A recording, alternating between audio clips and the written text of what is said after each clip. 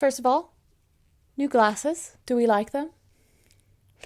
Second of all, so today is like day one of testing out this as like a proper vlog to read my 370 some odd. Also, last night I counted all of the ebooks in my possession. And I'm not going to say we went over 400, but anyways, so right now I'm like in the mood for something witchy because it got randomly really cold here all of a sudden. It's May, but it's 50 degrees and I'm not happy about it. But anyways, feel very fall, feels very witchy. I kind of want to watch Hocus Pocus really weirdly, and so first thought is, okay, read a book you're already in the middle of reading.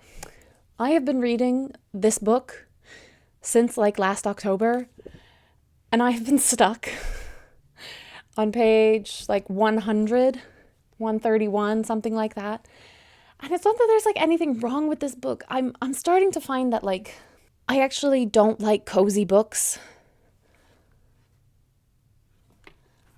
as much as I think I do. I've read one or two that I just love and adore. But otherwise, the cozy books just kind of bore. The rhyme was there. I had to. So I think I'm going to try a different one because, of course, I have like multiple witchy books on the docket in my possession, of course.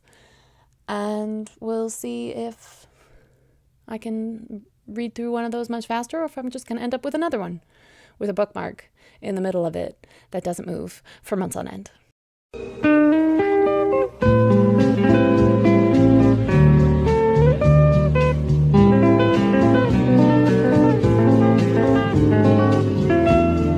So immediately changed my mind about that book. Picked it up, took it downstairs to read, saw all the leaves, like autumn leaves on the cover, and then I was like, nope, never mind. I'm going to save this for fall. So then I picked up a different book, this one instead. I don't know why. But I'm also reading like 12 other books at the moment. Maybe I should start there. Maybe we should go with everything I'm still reading. Okay, so technically there are a few books up here that I've already started. So Jilly Cooper's Appassionata, which is literally just a giant soap opera. Like I've read the first chapter in this book because this guy plays a character in Six of Crows, Shadow and Bone on Netflix. And he's great and very sincere and lovely. And so obviously I want to read it, but you see how many books I have to read. And I've also been slowly working my way through Sylvia Plath's journals. As you can see, I have not gotten very far, but even as far as I've gotten, these are illuminary, revolutionary, incredible. And I would like to nominate Ted Hughes for one of the smallest men who ever lived. So just to continue all the books I've been currently reading.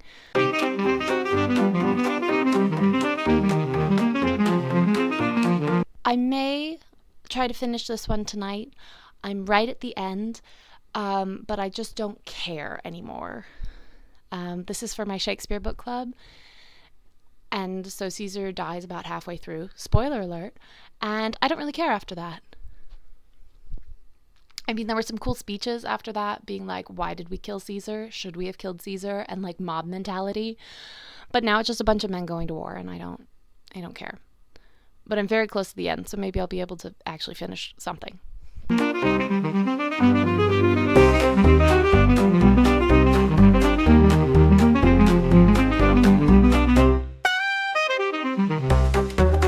Is your jaw on the floor yet, or are we past that point?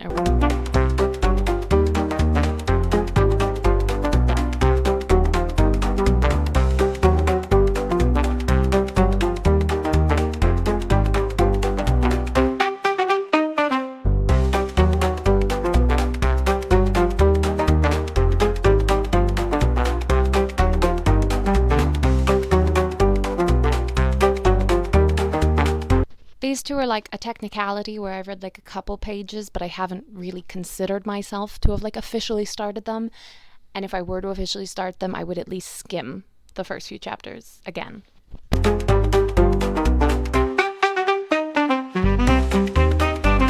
But I do have some library books.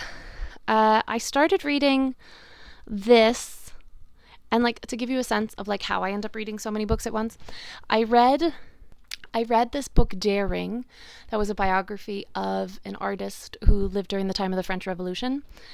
I read an advanced reader copy of it, and it just kind of got me in the mood for the French Revolution. So then I picked up this book, which I own. This is in the 300 plus pile, which is set during the French Revolution, but it's kind of very prose heavy. But I was really interested in Lafayette in regards to the French Revolution, because I had no idea that he was like part of the French Revolution and like respected and loved by the people, even though he was the Marquis de Lafayette. He was a royal and probably should have had his head cut off, and yet he didn't. He managed to get through it, but he was also an icon of the American Revolution. So I started reading this book, which Sarah Vowell, if you are not diagnosed with ADHD, I would be surprised, because there are no chapters in this book. There are barely any line breaks. She just keeps going, and she just follows one train of thought to another. So I have learned so many cool things, but it is so non-linear. Like, we go from Lafayette's parents in Paris and like how they grew up to Knox, the guy they named Fort Knox after, who was a book seller, like a book nerd, and when he heard the revolution would be happening, he was just like, oh, I'll read some books on warfare, and did, and then got really good at warfare, to the point where we had all these really great cannons up in upper state New York, and Washington was like, damn, I could use those down here in New York City. And Knox is like, don't worry, I got you, babe. And then actually did it, and like brought him these giant cannons, like in record time. It was insane. So like fascinating things like that, but it's so chaotic and never stops. And this book is aggressively for someone who doesn't read history books, who is intimidated by, honestly, just anyone with like ADHD. This would be a great book for you. And I would have kept reading it, but it was due back at the library. And so I was on page 83, and then I checked it out again, but I've just kind of like lost. I feel like I've written it off already, you know? I think I even already put in my book journal that I did not finish the book. So it kind of feels like I already finished it by not finishing it. And again, I'm okay with not finishing books if they're from the library. I picked up this one from the library because it looked cool and I wanted to buy it, so I got it from the library instead. And it is cool, and it looks like something I would want to read, but again, I have so many other things to read that this is the kind of thing where now I'm like, well, do I just buy a copy so that I'll always just like have it there, like waiting? And this book just won the Pulitzer Prize, and it's incredible, and I wanted to look at it, and I feel like maybe I do need my own copy for this because it's beefy and very dense, but it feels like something everyone should read. Like, everyone should know the native history of the United States. And this author, she's like an expert and professor in like colonial history, but like she just is that by accident because she's an expert in Native American history, and she's just obsessed with like Native history and culture, and she's awesome. Again, won the Pulitzer. I really hope that the Pulitzer helps her get more notice, because this is just awesome. But I do think I'm going to have to just gently return it and come back to it one day, because one of the books I have sitting out in the other room is about this big and is also just like a cohesive history. That one is of women's lives in the United Kingdom, particularly England. And that one is probably going to take me quite some time to work my way through. And then last, this one was one I almost impulsively bought, so I got it from the library, but now I still want to buy it. It's about the business strategies of Taylor Swift, and I think it's going to be a lot better than some of the other books. Not some of the other books.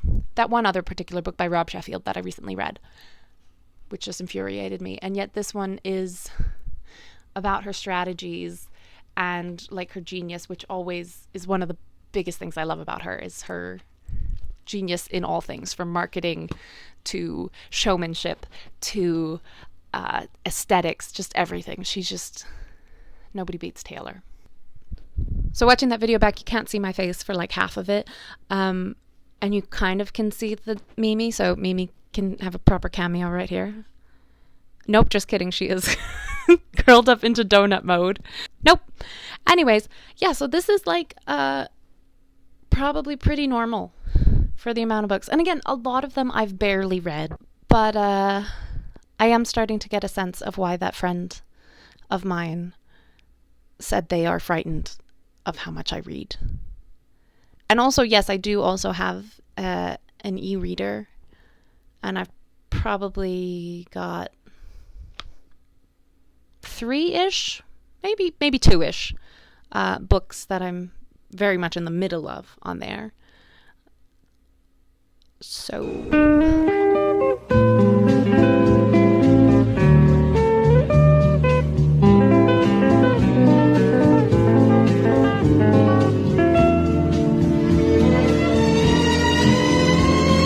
okay, so I started this vlog on Monday or Tuesday, I think Monday, and it is now Thursday, and I finished Julius Caesar, which I'd been working on like since the start of the month. I really had like very little to go, so I finished that while I was getting a pedicure, and I managed to return all of those Big Sack of Library books while we were at the library for a poetry contest, which I won an award at. Very exciting. Maybe if you're lucky, I'll recite the poem to you one day. But despite all of that, I kind of did get a book in the mail this week. This is one of my Thrift Books free book credits. It is an anthology of witchy stories that I was just going to go to the library and check out, but I had the free book credit and it was expiring and I needed to get something. So 375 are we at?